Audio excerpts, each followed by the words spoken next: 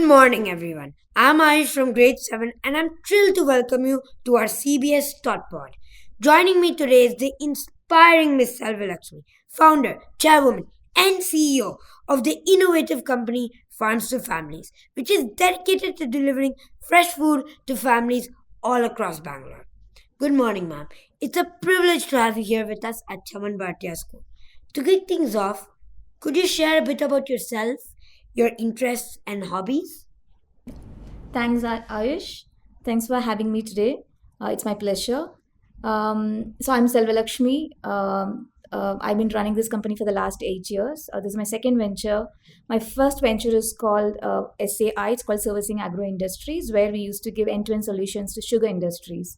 So as an extension of that, I've started this company. It's called FarmztoFamiliez, where we deliver 30 varieties of fresh batters along with the 50 other millet products to 700 plus apartments in Bangalore. And apart from being an entrepreneur, I'm a marathoner. I've done a couple of a full marathon and I've done a number of half marathons. I was also a pacer in Mumbai marathon last year. And apart from that, my passion is I'm a Bharatanatyam dancer. I'm a certified driving coach. I teach women how to drive in my free time. So that's all about me. That's a lot of stuff. I mean, two ventures and marathon running, and even after all that, you still have free time to teach people how to drive.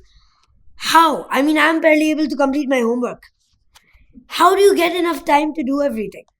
I think it's simple. I think it's quality over quantity. And that's my mantra. And second is I think I don't look at the perfection, right? Right from childhood, I've been given a lot of opportunities, and one of my the forte is like I would like to try a lot of new things, and that is kind of given me to move out of the fear of failure. So I think that's one of the reasons that I don't think about the fear of failure and just venture into it. And then I think one of my core mantra also is to be very consistent, disciplined, and do that 1% improvement every day. I think all that and in fact, if you ask me, I still have a lot of time in my kitty to spend. Maybe I'm exploring music next. That's great advice. I will definitely use that. You probably put like 10 of my favorite quotes into that one response that you just gave. And so now I'll just backtrack here a bit. You said that you run marathons, you run half marathons, and you were a pacer in Mumbai Marathon last year, you said. So, how did you exactly get into running? And I know many people struggle with maintaining a fitness routine because starting it is easy, but like maintaining it is hard. So, how did you get into it and how do you manage to maintain it? Good question. I think it's all because of my second venture, because that demanded me to wake up at 4 in the morning, and so I used to go to my unit at 4 in the morning. So once my delivery boys leave for the day, I used to come back to home at 5:30, and with kind of the active mornings that you have, early mornings you had, right? So you don't come back and you don't have that. With all that energy what I had, I didn't know what to do in the early morning. So then I picked up running. It was very slowly I picked up. I started doing just 1 kilometer. But anyway, I've been always been a sports person in my college, in my school and colleges. So that naturally it came to me an affinity towards physical fitness. And when I started running, I started liking it. Then I loved it, and now I started enjoying it. And so I think it gradually moved from 5K, 10K, half marathon, and full. I wanted to do Procam Slam maybe the coming year, and once that maybe an ultra and international running, why not? International running as well. I'm sure that you will ace it. Now, now you need lots of willpower and passion to get into running, and especially like run marathons. I know you need willpower, stamina. Weirdly, you need all these things to become an entrepreneur. You need all these things to run a business as well. So, when exactly did you decide that you wanted to become an entrepreneur? Right. I think to start with, I think how you do one thing is how you do everything, right? So be it marathon or be it business, the formula applies. I mean, it's all the same. So the running demands discipline and consistency. So is your life, so is your business. And when I mean, why I started business or how I entered my business is I think I identified a market gap because being a typical South Indian, I have enjoyed eating lots of varieties of dosas in my childhood. So after coming to Bangalore and also pressed for time being a corporate leader, then I figured out the favorite ones what I wanted to have. It's not available in the market as a packaged product. So the market was flooded only one with only one variety of batter, which we all know it's a typical white idli dosa batter. And so if I wanted to have a neer dosa, for example, either I have to do it at home or at these days you can order in Swiggy, Zomato. But when we started, we didn't have these features as well. So so I identified a market gap, right? I mean, you can come up with so many varieties of batters, but why only stuck with one variety? So that gave me an idea that why not, and then we kick-started with a multi-grain batter that's being our first product, and then we started giving 7 batters for 7 days kind of a thing. And now we are partnered with a lot of nutritionalists and we are coming up with the contemporary batters. Me being a runner, I understand how protein is important for you and how especially as Indians we lack protein, right? So we have come up with something called a high protein batter, low carbs batter, keto batter. So yeah, so we shuffle between the contemporary and the traditional batter as well. So you said that you have two ventures, right? That SAI. So this is how Farms to Families started.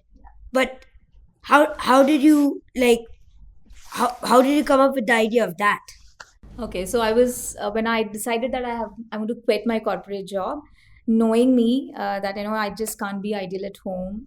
I'm a very active person, and my golden vibe is being productive. So my dad knew that so well. So my dad was working for a company called AID Paddy. It's a part of a Murugappa group, and since he was he was a leadership team handling the sugarcane department.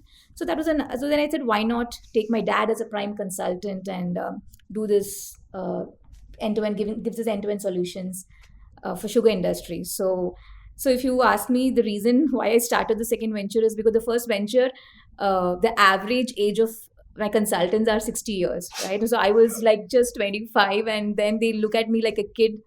And so I just thought, I mean, all said and done, it was my dad's brainchild. And every time I would go back to my dad since he was a consultant.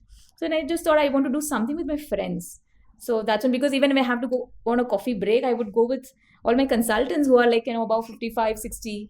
So then I thought, I just need that little young vibe and a different. But anyway, the second venture is also kind of an extension of what the idea for the second venture was done during the process of my first venture, because during my first venture, we have to meet a lot of farmers and convince them to grow sugarcane for the neighboring sugar industries. And that's how I just thought, why not bring the producers from the farm to the family directly, ignoring the middleman, which was kind of a novel idea at that point in time. And then we realized immediately that people didn't know how to use millets, and then we came up with an idea of batters. And because of initially we didn't start with the idea of doing batters.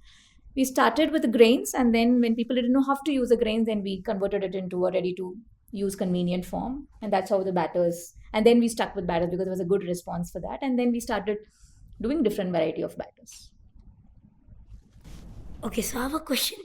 Can you read my mind? Because you answered all the questions that I was going to ask you in that one response. Okay. Why you started your second venture? You answered that. You answered how the name Farms to Families even came. I think you can read mine. No problem. You can ask this question. I can give you a different perspective now. So now, for the people viewing who also want to become entrepreneurs, I know that business is not all rainbows and fairies. There are struggles. The other side of success is struggle. You cannot have success without struggle. So can you tell me some of the struggles that you faced with Farms to Families? Oh, there are lots. I think struggle is inevitable, right? Be it business or be it life or anything that even schooling for that, I'm sure there is a lot of struggle for you in the school with your homeworks and projects. So struggle is inevitable.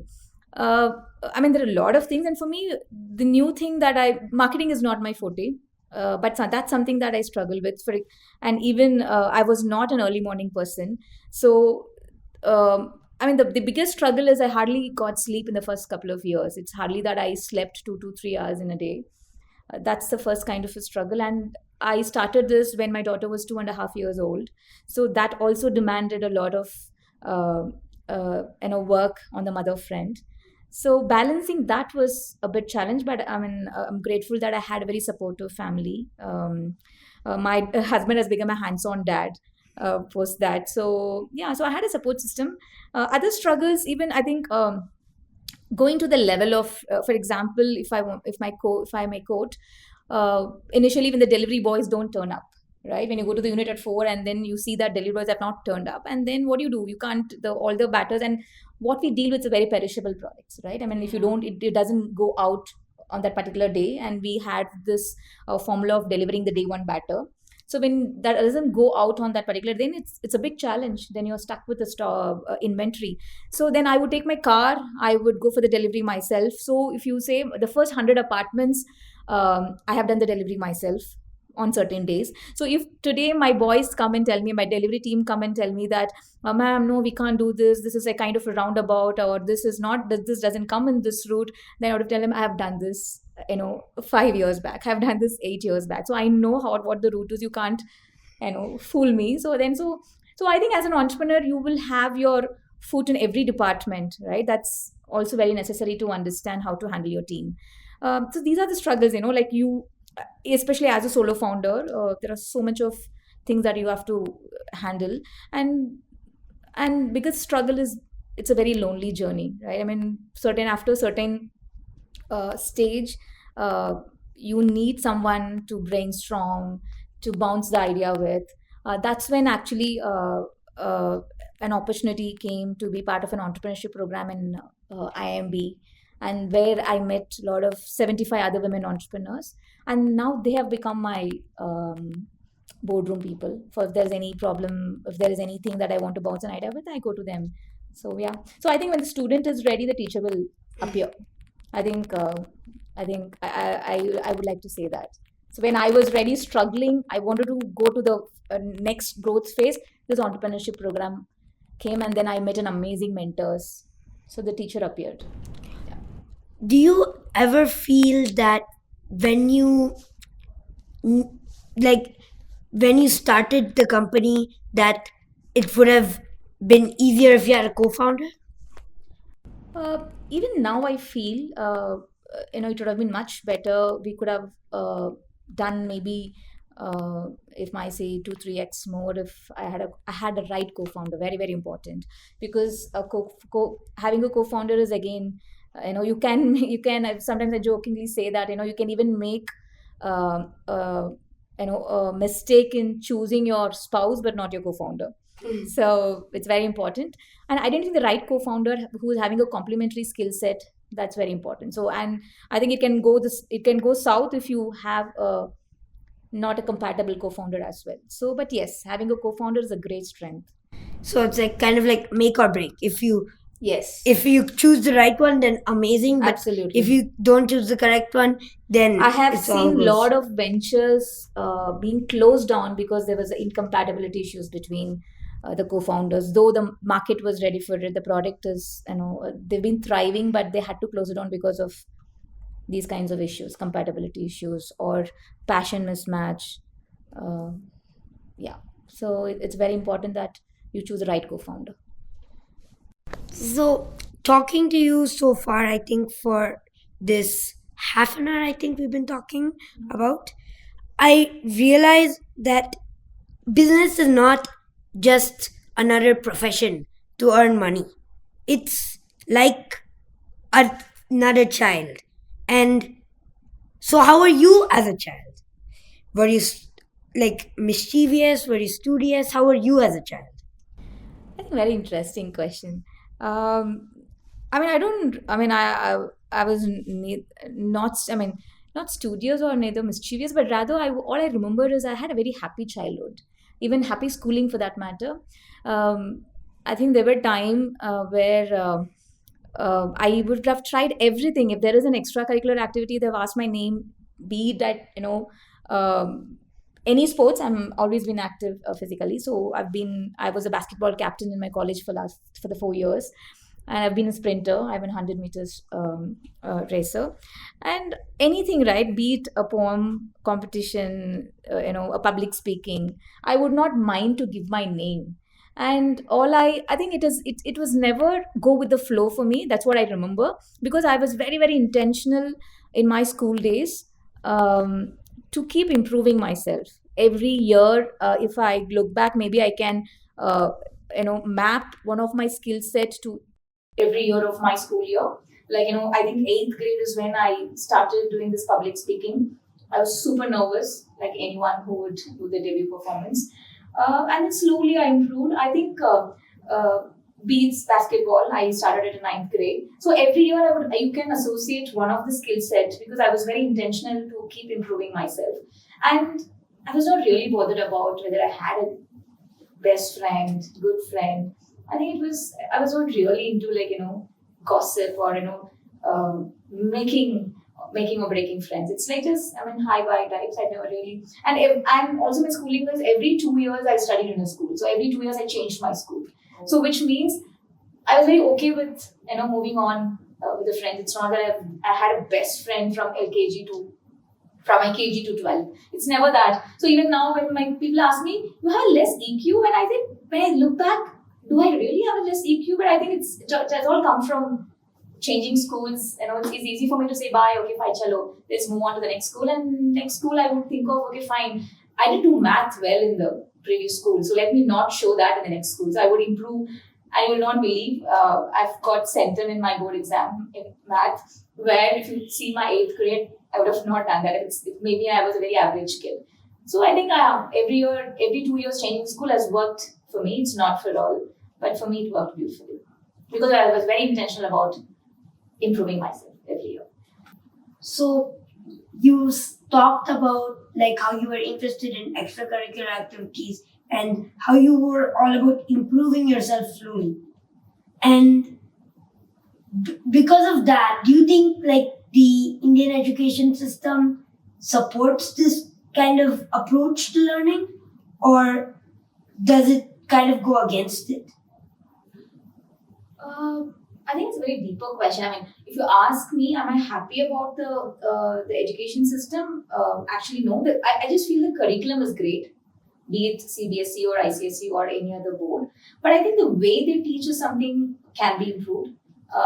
Can be a more of a practical approach. And what you're doing right now is an amazing thing, which when I was in my eighth grade or seventh grade, I never thought, these are the opportunities that anyone can have. So I think these kinds of what we do right now, right? So these kinds of opportunities can be done more in a lot of schools, which I don't see podcast or any inviting visitors, achievers, to the school and having a conversation like this. I think these are the life lessons where you learn a lot, and maybe a lot of travel for the kids. The summer vacation, maybe a trekking. I'm an avid trekker, so trekking has taught me a lot of things in life. So I really wish my daughter picks up trekking so that she doesn't end up going through a therapist. Of course, I think eventually one or the other we will. It's not a bad thing. In fact, all said and done, even if everything goes fine, I would highly recommend that one should meet the therapist and check if all is okay. But I think one of the reasons that I don't go so much of low in life, maybe because I have so much of an activity, so much of my other gang. I have a trek gang, my running gang, my dance group, my driving group. Driving is such a therapeutic thing because you just empower someone, which you can see tangible. It's a very tangible thing to see, right? When you see someone, you teach driving to someone and you see someone taking their car on a highway and going on a trip and coming back. It's a very tangible thing, and you've empowered someone to do that. So these kinds of things, keep me high. I don't go low on so many days. So I think on Indian education system, I think, yeah, there could be a lot of practical approach there could be a lot of talks like this, a lot of travels for the kid, which I don't think so much of the schools are doing. Treks, uh, not so bookish. Maybe even the math can be made much interesting because I teach math for my kid and I understand how much difficult she finds it. She's enjoying it. Maybe I think the approach from the teachers can be much better. Yeah. Well, I am just proud that our school does have some of the things that you said. Like you said about traveling. Actually, their students now in the summer they're going to Russia, Nice. and we have outbound trips once every year. So in those, like this year we went to Ajanta and Ellora. I think last year we went to we went to place in Karnataka. I forgot the name, but we went there and we did. We went to Channapatna. Okay. We did trekking there, and we came down. We saw a view. So I am just proud that our school does have that. And about the not being so bookish, our math, especially you said about math, our math teacher. Well, some of the students might not like him because of his ways, and Naturally. he gets irritating sometimes, but it gives a better approach to learning. I mean, in our class alone, there were so many students who didn't like math before he joined the school, and now they are his devotees. Amazing. I think that's also, see, I've read so many books where but the one common thing about all these great people, right? They had a great teacher. So I think teacher plays a great role in anyone. I mean, they can make anyone shine or become successful in life. I think a teacher can do that. Actually, I believe that teacher is more important than the school or anything because Absolutely. APJ Abdul Kalam, he studied in a municipal school. Exactly. The reason why it's so successful is not because the school was good, it's because the teachers were good. Yes. Even my mentor. So there's a story where, it's very simple. He just went and asked, I don't know, everyone is speaking good English and I'm not able to speak and what to do. Very simple, he said, just learn it. Right? I mean, it's such a very simple thing, but when it comes from a teacher and who believes in you, that, you can do it. And so I think teacher can, there's so many books and videos on that where, teachers transformed lives of the students. So I agree. Yeah. So now you have a mentor. Now I think because they are your mentor, you probably do look up to them as well. But Yes. many students don't have that person. So who is your role model?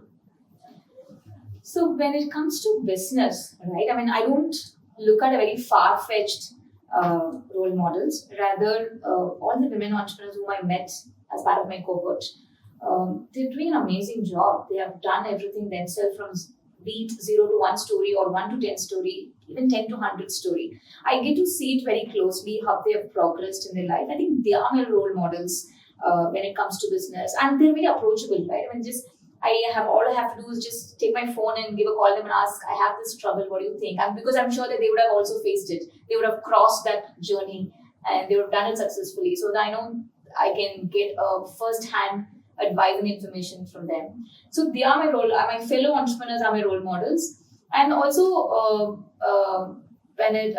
Mrs. Sudha Narayanamurthy, she's someone I look up to. Her leadership style is very impressive because the media portrays the leadership to be always very fancy, flashy, too loud. But the way she comes out and her kindness, her empathy, her inclusivity in the leadership, I think those something. I mean, that's something that I look up to. So, do you have any advice for kids, my age, teenagers, students, aspiring entrepreneurs? Do you have any advice for them? I look up to Mr. Ratan Tata, and so when he passed away, immediately I took the next flight. I was in Mumbai, but unfortunately I couldn't. I was a bit late, so I couldn't attend the last rites. But I had an opportunity to get into Bombay House and pay my respect. I mean, I can just share one incident where Mr. Ratan Tata was asked by a journalist, "Do you have any regrets?" And he replied, "Yes, I have one, and I wish I could have born much later." So for all the problems the world is going through, I think there's never been a better time to have opportunities. I think right now, with the introduction of all this Shark Tank, and people are getting aware of the entrepreneurship, and I feel right now is the right. I mean, it's the right time to start business at any age. Even you can become an entrepreneur now. You can also start your own business. All you have to do is keep your eyes and ears open for all the pain points that's around you. You have to just identify your pain point and see if you can bring up a solution for that and see if it is a sustainable solution. So that's all you need to do to be an entrepreneur. Keep your eyes and ears open. That's one. And I think one more thing which I used in my life is I've never said no to any opportunity being a kid. So I would encourage all of you to try a lot of new things. All the opportunity that comes your way, make use of it. And so that when you do that, when you become an high schooler, you can work on one or two skill sets where you can become a superstar. So in this age of AI, I think we can call it a fourth industrial revolution, and this is going in a speed that we can't imagine. So in this world of AI, I think how we can stand out is to be a superstar in whatever we are doing, because I don't think so AI can surpass that. So become a superstar, build your skill sets, become indispensable. So that's my advice for the youngsters. Move out of the mediocrity and become a superstar, and whatever you do, that doesn't matter. If you want to become a chef, go ahead, but do all that you can do to become a superstar. Chef, yeah. Now, if you don't mind, we'll start a rapid fire round. So the rules is very easy. Just answer a question quickly. Sure. Yeah. Interesting.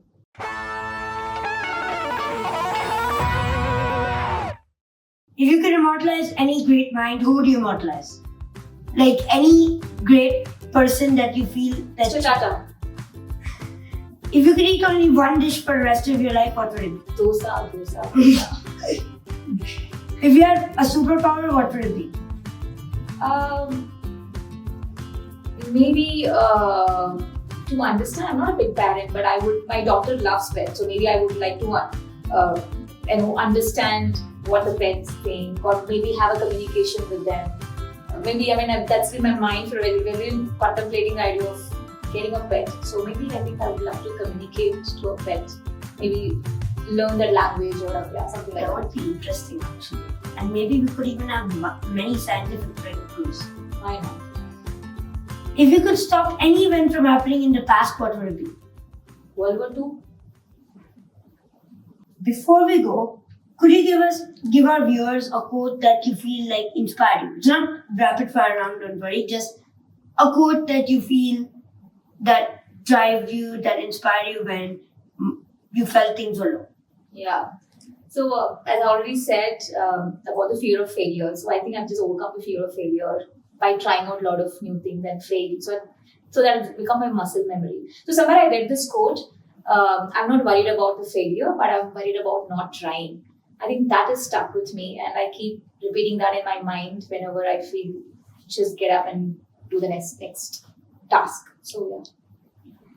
Beautiful advice, amazing insights. Thank you for your time, ma'am. I sincerely appreciate your insights and contributions for the upcoming generation. We look forward to engaging with you again and to gain further knowledge and learn from your expertise.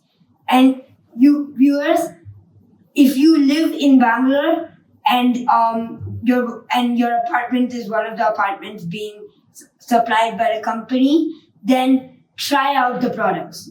Yes, the granola bars are amazing.